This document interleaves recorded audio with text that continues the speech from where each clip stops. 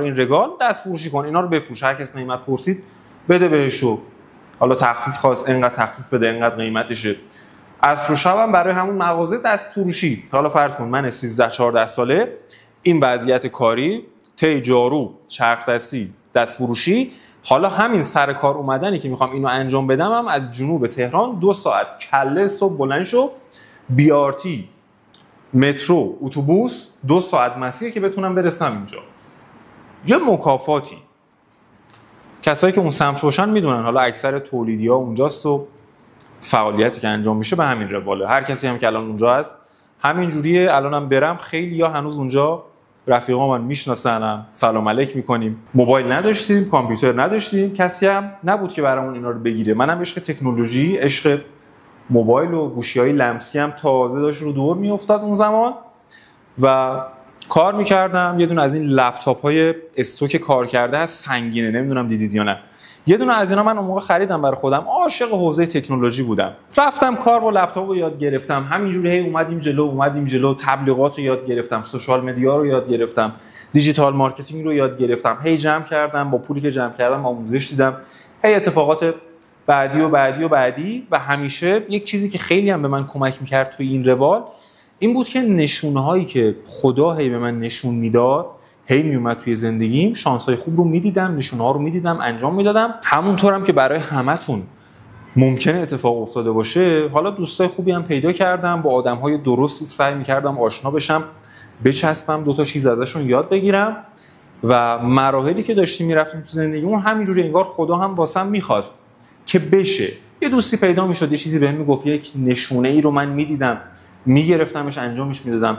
بهم میگفت، من میرفتم سراغش، میرفتم انجام میدادم و همینجوری مرحله اومدم جلو و تو مسیر هم بسیار پوستم کنده شد، بسیار سختی کشیدم. اصلا هم آسون نبود، اما اگه دوباره برگردم به همون جا، به همون ته کشیدن و جارو کشیدن، دوباره میام از همونجا انجامش میدم. بله، همیشه میگم آقا درد رسیدن به پول زیاده. آقا ما اصلا میخوایم حالا یه زندگی رویایی رو بیایم حداقل تصور بکنیم، بنز و BMW و پرادو و لند کروز و اینا، زندگی لوکس، به اینا سخته برسی، درد داره. بله قطعا سخته، قطعا درد داره، ولی سخت‌تر از اینی که تو به اینا بخوای برسی اینه که نداشته باشیش. همیشه تو زندگی ببینی جلوت رد بشه، حسرت بخوری. چه اتفاقی فکر میکنی برات میفته؟ میبینی 60 سالت شده، 70 سالت شده، زندگی کردی ولی فقط زنده بودی. هیچ کدوم از تجربه‌هایی که می‌خواستی توی زندگیت به دست بیاری رو به دست نیاوردی. ایناست که دردناکه. اینا دردش خیلی بیشتره. اینه که نقطه‌ایه که باعث میشه ما موقعی که داریم از این دنیا میریم دلمون اینجا بمونه. من میگم یه کار مهمی که داریم اینه که آقا هر کاری که دوست داشتیم باید بکنیم. یادتونه روحیه بچگیمون چه شکلی بود؟ بچه بودیم بهمون میگفتن آقا دوچرخه سوار نشو میافتی خطرناکه. ولی ما یه شوق و ذوقی داشتیم، میرفتیم سوار میشدیم، کاری به این چیزا نداشتیم. الان هم باید اون شکلی باشیم، با همون شوق و ذوق به سمت پول، به سمت هدف، ماشین، خونه، این چیزا حرکت بکنیم، تو زندگی برسیم بهشون. این شکلی پیشرفت باید بکنیم. من اومدم شرکت دیجیتال مارکتینگ زدم، خودم پخش لوازم آرایشی زدم، چند تا بیزینس دیگه، کار ساخت و ساز، اینا رو انجام دادم که حالا بهتون میگم. ولی تو این سالها احساس میکردم اون اتفاقی که باید بیفته، با اینکه بیزینس‌های موفقی هم داشتم، اتفاق نیفتاده. درآمدم خوب هست اما خوب عالی نیست. آزمون، تلاش، هی تست بکن، آزمون خطا کن، امتحان میکردم نمیشد. با درآمد دلاری اومد و شد. 3 تا بیزینس داشتم موفق، 3-4 تا بیزینس خوب. ولی وقتی وارد درآمد دلاری شدم، هر حوزه‌ای که درآمد دلاری میشد توش کار کرد رو رفتم انجام دادم. 3 تا کلید اصلی رو پیدا کردم که با اینا میشد پول، اینجوری بگم که معناش قشنگ برسه، میشد پول جارو کرد. با این 3 تا من روزی که یادم میخواستم وارد درآمد دلاری بشم، اصلا دیوانه‌وار راههای مختلفش رو تست کردم. 3 تاش پول عجیب و غریب به من داد: هولد، ایردراپ NFT و همین بحث معامله گری. این 3 تا کلیدهایی بودن که من رو بگم صدها سال انداختم جلو. درست گفتم. کلماتش اگه الان براتون سخته یا تا الان نشنیدی بذارید کنار، اینا مهم نیست، جلوتر یادش میگیرید، کاری نداشته باشید الان بهش. ولی اینا بودن که $30,000 $40,000 در ماه به من پول رسوندن. منی که خودم بیزینس لوازم آرایشی داشتم، حالا بچه‌ای که یا عزیزانی که سفر کرده باشید به جنوب اینو میدونید، بندر گناوه اونجا هست، یک میشه گفت بازار بزرگ لوازم آرایشی پخش توی ایران توی گناوه است. یکی از شرکت‌ها و بیزینس‌های من اینه که از گناوه اژانسی رو که سفارش دادیم رسیده، از دبی میاد گناوه ما تحویل میگیریم، میاد تهران انبار داریم، پخش میکنیم به آنلاین شاپ‌ها، مغازه‌های خرده فروشی و بلاگرهایی که باشون کار میکنیم. این یکی از بیزینس‌های منه. ساختمان‌سازی یکی از بیزینس‌های منه. شرکت درآمد دلاری آموزش یکی از بیزینس هاست، درآمد دلاری قسمت اجرایی یکی از بیزینس هاست. کارهای مختلفی من ورود کرده بودم توی همون بحث پوشاکی که من داشتم اونجا کار میکردم، چون یه نیمچه تخصصی هم پیدا کرده بودم. وقتی به درآمد خوب رسیدم رفتم وارد بیزینس تولید و پخش پوشاکم شدم. پخش پوشاکم یکی از بیزینس های من هست. منی که خودم حالا دست های مختلف توی بیزینس های مختلف داشتم، به خودم اومدم دیدم که اون پولی که دارم در میارم کافی نیست نسبت به این زحمتی که دارم میکشم. پول خوب در میارم، ماشین خوب دارم، خونه خوب دارم، شرکت و دفتر دستک و پرسنل زیاد دارم، اما ثروتمند نیستم. پول خوب بچه‌ها با ثروتمند بودن فرق میکنه. اینو داشته باش. کسی که پول خوب در میاره، زندگی خوبی داره، با اونی که ثروتمند فرق میکنه. من دیدم ثروتمند نیستم و ثروتمند هم نمیشه شد. با این وضعیتی که حالا 3-4 تا بیزینس خوب دارم نمیشه ثروتمند شد. جمع درآمد این 4 تا بیزینس من رو اگر به دلار تبدیل می‌کردم مثلا میشد $5,000 $6,000. وارد درآمد دلاری شدم دیدم با این 3 تا کلیدی که بهتون گفتم ماهی $30,000 دارم در میارم. گفتم آرتام تو پرت بودی اون موقع، تا حالا داشتی اصلا انگار بیکار میچرخیدی. این همه بدو مدیر اجرایی بذار، مدیر عامل بذار، مدیر بخش فروش بذار، مدیر بازاریابی بذار، مدیر مارکتینگ بذار، مدیر منابع انسانی بذار، اینو استخدام کن، اونو اخراج کن. این همه بدو کل درآمد من از این 4 تا بیزینس مثلا میشد $5,000.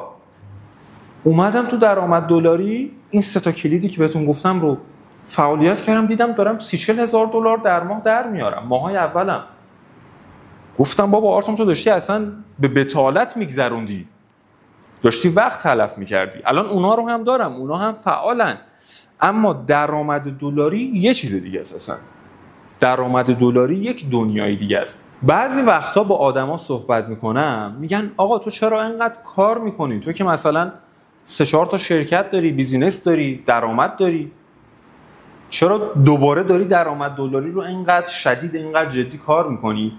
یه خاطره من اینجا بهتون بگم، مخصوصا کسایی که ذهنیت خیلی خیلی زشت و اشتباهی که دارن میگن این که کسی که پول داره چرا مثلا بیشتر کار میکنه، کسی که درآمد داره چرا رفته فلان کار هم داره انجام میده. من وقتی شروع ابتدا و اول ورودم به بحث ساختمون و ساختمون سازی و اینا بود، یه مقداری پول جمع کرده بودم، میخواستم وارد ساختمون سازی بشم، رفتیم چند تا زمین دیدیم.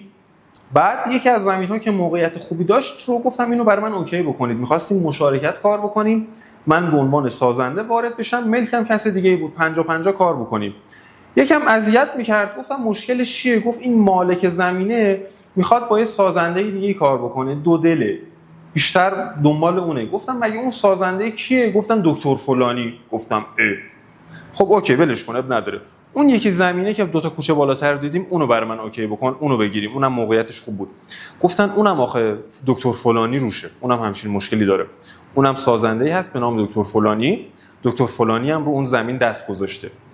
یه لحظه من رفتم تو فکر، گفتم چی؟ یعنی چی؟ چه خبر اینجا؟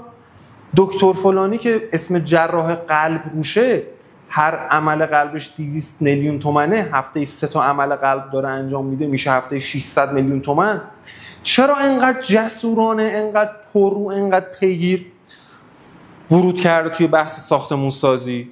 اون یکی که دکتر عمل زیبایی بینی هست، هر عمل زیباییش الان 40 میلیون، 50 میلیون، 60 میلیون حداقل، حالا من قیمت ندارم، روزی 2 تا بینی داره عمل میکنه، چرا اومده توی ساختمون سازی؟ درس مهم. کسی که بلد پول در بیاره، پول داره، دنبال اینه که بیشتر پول در بیاره. کسی که بلد پول در بیاره، پول زیاد داره، دنبال اینه که پول بیشتری بسازه برای خودش، درآمد بیشتری در بیاره. خیلی مسخره است به یکی بگی خب تو که دکتری، تو که مثلا اینقدر داری میلیارد در میاری، تو اگه دکتر خوبی بودی که نمیومدی مثلا تو ساختمون ورود بکنی. چه حرف مسخره ایه. کسی به من میگم آرتام تو که بیزینس های دیگه اینقدر موفقه، الان شرکت جدید ما توی یکی از بیزینس هامون، کسایی که حالا پیج رو دنبال کرده باشن، شعبه جدید شرکت ما همین چند وقت پیش افتتاح شد. از من کسی سوال میکنه آرتام تو که بیزینس های دیگه اینقدر موفقه داره میره جلو، سیستم سازی کردی، تعداد کارمند و اینقدر پرسنل داری، چرا داری توی درآمد دلاری کار میکنی؟ دلیلش اینه کسی که پول داره چرا بیشتر در نیاره؟ مگه کسی که پول داره نباید پول بیشتری در بیاره؟ خب طبیعتا کسی که پول داره باید پول بیشتری هم در بیاره. چرا بگیم نه؟ چرا دست رد به پول بزنیم؟ اینو از شما هم میخوام. 4 روز دیگه که دوست دارم با این مکس کش به درآمد دلاری رسیدید، وقتی حالا درآمدتون شد $2000، کم کم شد $3000، $4000، نباید به این قانع باشید. نباید بگید خب همین بسته ولش کن. توی ایرانی وقتی به دلار در بیاری اتفاقات عجیب و غریبی برات میفته، چون ریال ارزشش پایینه، دلار ارزشش بالاست، همه چیز برات مفت میشه. نباید این گوله این اتفاقه رو بخوری. به دلار در بیار، برو سرمایه گذاری کن، برو تو کار ملک بخر، ماشین بخر، بیزینس راه بنداز، بذار توی چالش بمونی، بذار توی تلاش کردن بمونی. عشق میکنه آدم وقتی چالش‌های جدید میبینه، وقتی بیزینس جدید ران میکنی، وقتی شغل جدید ایجاد میکنی، وقتی 4 نفر رو میاری سر سفره بهشون حقوق میدی. خیلی حال میده، خیلی لذت بخشه. اینو میگم که تو هم وقتی با این به درآمد رسیدی، اگه خب دیگه اوکیه، ما 2000 تا 3000 تا دارم در میارم، بس دیگه مگه میخوام چیکار کنم؟ نه، برو تو دل کار جدید، برو سرمایه گذاری کن، برو بیزینس ایجاد کن، نترس. این ذهنیت رو دوست دارم به شما هم منتقل بکنم. دوست دارم شما هم اینجوری فکر بکنید، طرز تفکرتون این باشه. اوکی؟ اینا رو گفتم که به چی برسم؟ به این برسم که آقا من مسیر سخت رو طی کردم. اتفاقاتی که برای من افتاد خیلی سخت بود، همه اینا رو امتحان کردم. رسیدم به این نقطه که میگم آقا چیزی که اصلا زندگی رو اومد برای من تغییر داد، درآمد دلاری بود. این چیزی که من بیشترین درآمدم رو ازش دارم، درآمد دلاری بود. میگم آقا بیاین انجام بدین، پول در بیارین. فرصتی که اصلا در اختیارمون الان قرار گرفته، نباید نه بگیم، باید انجامش بدیم. دقیقاً یادمه اینو داشته باشید، زمانی که من تازه دیگه حالا تحصیلات رو گذاشته بودم کنار، ترک تحصیل کردم، راحت بگم، به دلیل مشکلات مالی نتونستم ادامه تحصیل بدم. یه چند ماه رفتم سر کار با حقوقم. یه دونه از این لپتاپ استوکا بود که بهتون گفتم خریدم، مارک دل، ضخیم اینقدر، پهن و سنگین و بزرگه. یه دوستی داشتم خیلی آدم با دانشی بود به اسم کوروش هر جا هستی دمت گرم. اومد بهم گفتش که آرتام بیا یه برنامه‌ای هست نصب کن. اون موقع میشد با یه سری نرم افزارها بیت کوین استخراج کرد، بیت کوین ماین کرد. ماینر دیدید الان دستگاه داره بزرگه، نشون میدن تو تلویزیون و اینا. اون موقع میشد قیمت بیت کوین خیلی پایین بود، هزینه تراکنشش خیلی پایین بود، میشد با لپتاپ هم استخراج کرد. حتما لازم نبود که ماینر بزرگ و اینا داشته باشی. میگفت آرتام بیا با لپتاپت بیت کوین ماین کن. با فضای کریپتو و ارز دیجیتال خیلی آشناییت داشت، از من خیلی بیشتر اون موقع میدونست. میگفت بیا اینو برات اوکی کنم، ماین کن. بعدش گفت بیا آقا یه ماینر بگیریم. اون موقع میشد اگر بگیری این کار رو انجام بدی هفته 1-2 تا بیت کوین در بیاری. الان بیت کوین قیمت هر یه دونش $98,000، $100,000 این لحظه.